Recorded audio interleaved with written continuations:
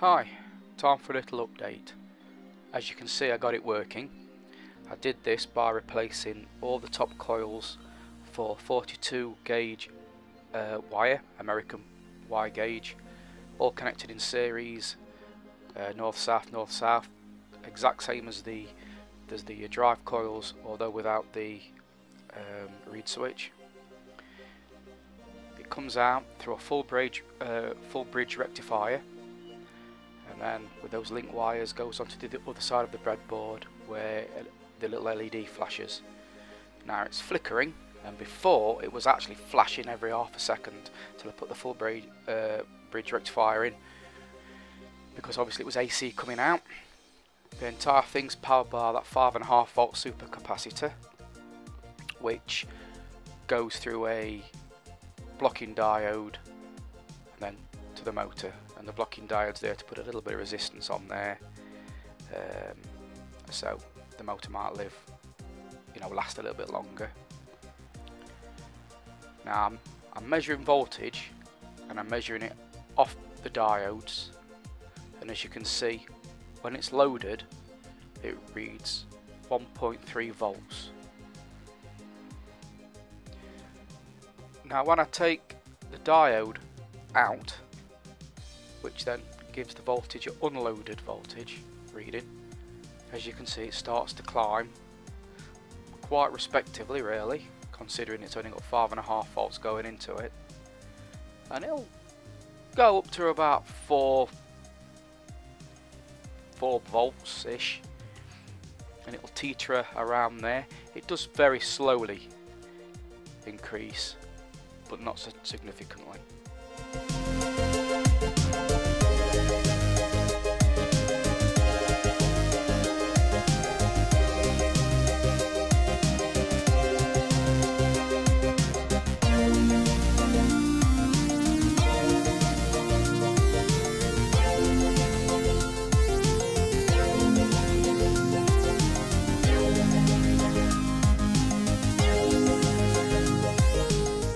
Now the plan is to put that voltage through some sort of doubler circuit like a jewel thief and get the LED to light quite brightly.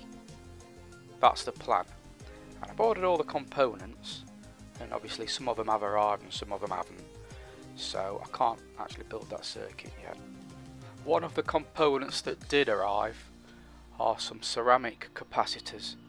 They're 50 volt and they're 10 nanofarads. So I thought, well, if I stick some of these capacitors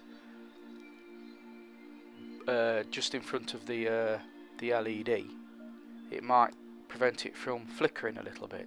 Now, I've no idea. I mean, these capacitors were bought for this jewel thief circuit, so they've arrived. It's on a breadboard, so I thought, well, I'll tell you what I'll do. I'll just stick them in. So I understand that these ceramic disc capacitors, they don't have a negative and a positive. You can just stick them in any way you like. So I start to stick these capacitors in, and every time I do, I've noticed that the voltage goes up. Now it's quite bizarre. I mean, I'm sure there's a reason for that, but I just keep sticking them in.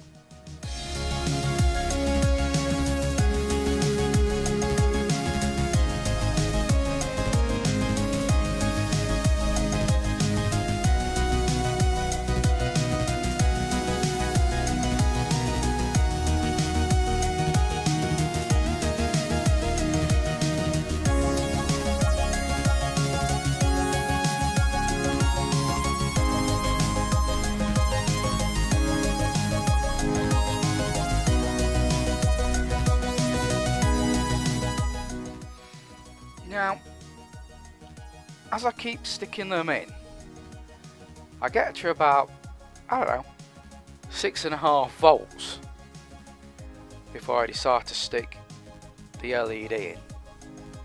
And then obviously as soon as I do, the voltage collapses as the load goes on, as you'd expect it to. But it doesn't collapse all the way down to the 1.3 volts that we had before. No, this time it collapses at 1.5 volts and maintains at 1.5 volts. Never gets any higher and never gets any lower. I thought that was quite interesting too.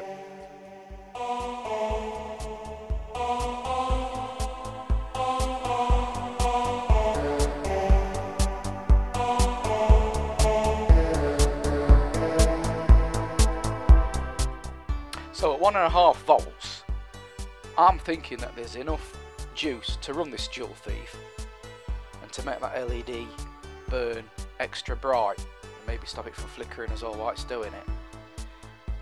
Now, I've got a feeling that when I do this, it'll put extra load on the charge coils and the motor will start to slow down, and I might have to apply a little bit of extra juice, maybe 2 5.5 volt supercapacitors in parallel, maybe to power it. I'm not sure, I'm only messing about, but I just wanted to report that I have actually got it to work, and obviously my design of the Easy Spin actually fits in the doll jar, whereas Laser Sabers never did, which is good. It was by design, I'll be honest.